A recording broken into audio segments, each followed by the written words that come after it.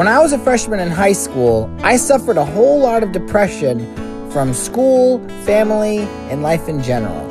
It took 7 to 8 years for this depression to 100% finally come out of the bottle.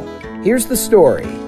When I was a freshman in high school, concert choir couldn't fit into my schedule because Learning Center had to meet every day.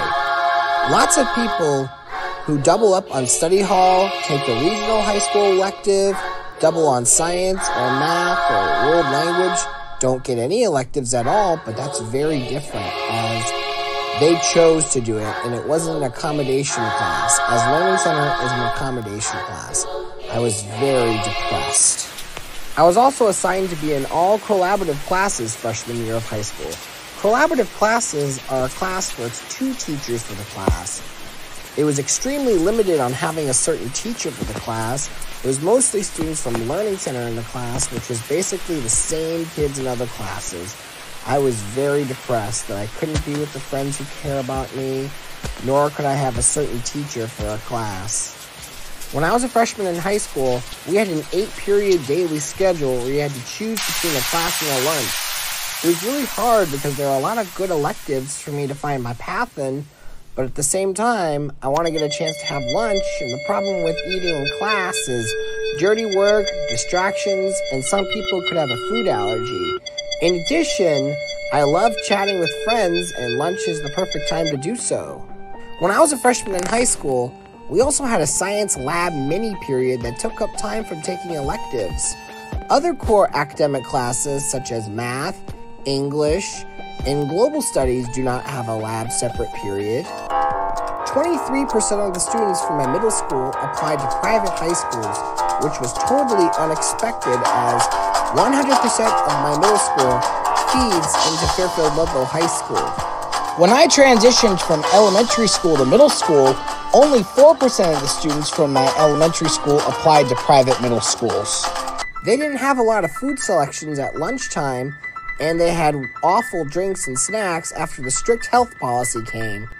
It was very depressing and sad. Things got really rough in my family ever since my grandfather passed away.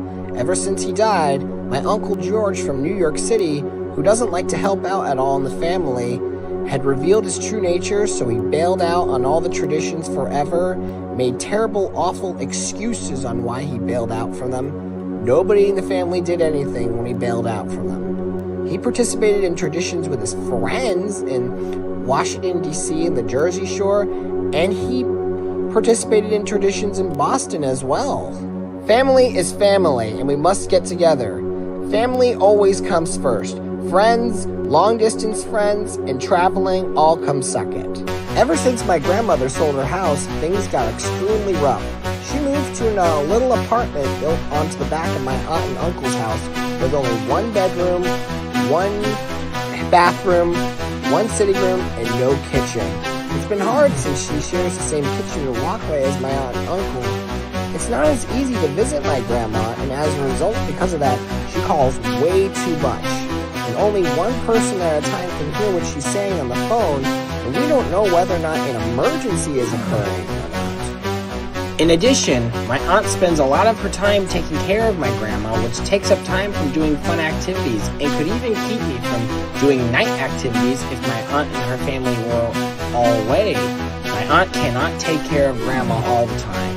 It would be triple the amount of work for George and his family to stay because Diane already takes care of grandma, and there are no extra bedrooms in the family. Grandma's apartment is way too tiny, Paul's house is too small, my house has a cat, and George and Jamie are allergic to cats, and it costs money to spend the night at a hotel or a rental home, and which could result in Uncle George's plans not to come to Fairfield, Connecticut. The true person to talk about these little apartment problems to is my grandma, but the problem is it wasn't her decision to have this 1 bedroom, 1 bathroom, 1 sitting room, and no kitchen built off of her daughter's house.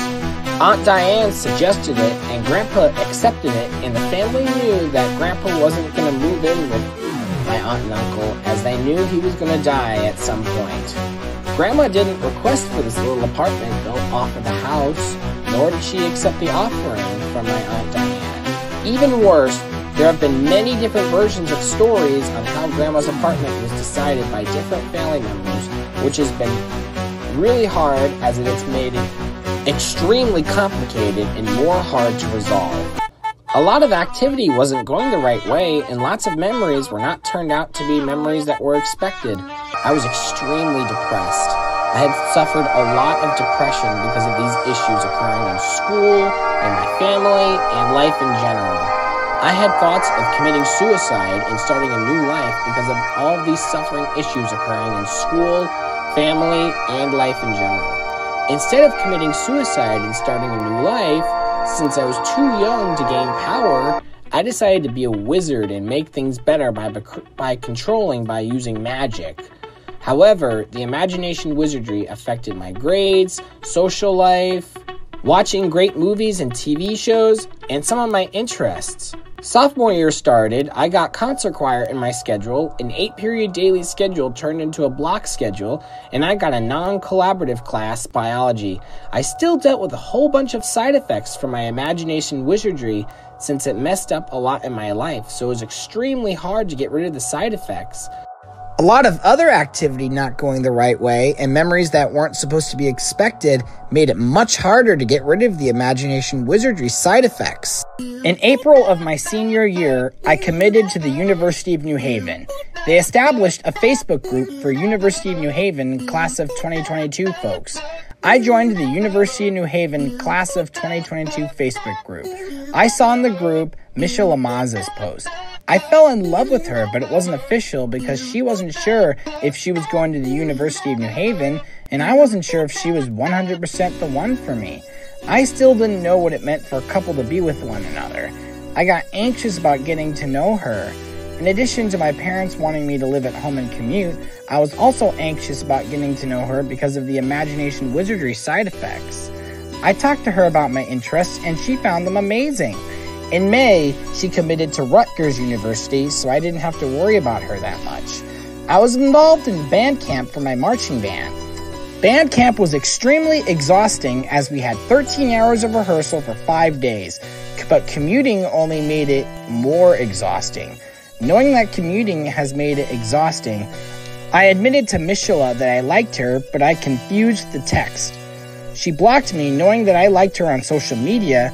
Trying to figure out how to explain to her about what happened and clear all the confusion, I said, since she blocked me, I asked her sister for her number to explain about what happened. She thought I was trying to stalk her, so her mom contacted the University of New Haven Police Department. University of New Haven Police called me and told me not to have contact with Mishula ever again. Knowing it wasn't my fault all this happened, one of the 5 reasons why I didn't have enough time to argue with security about what happened was because imagination wizardry depression was locked in a bottle. That, alongside me and my family in the middle of having dinner, the fact UNH security spoke to my parents instead of me, the fact it was fall break when it happened, and I wasn't familiar with university police responsibilities since I was a commuter.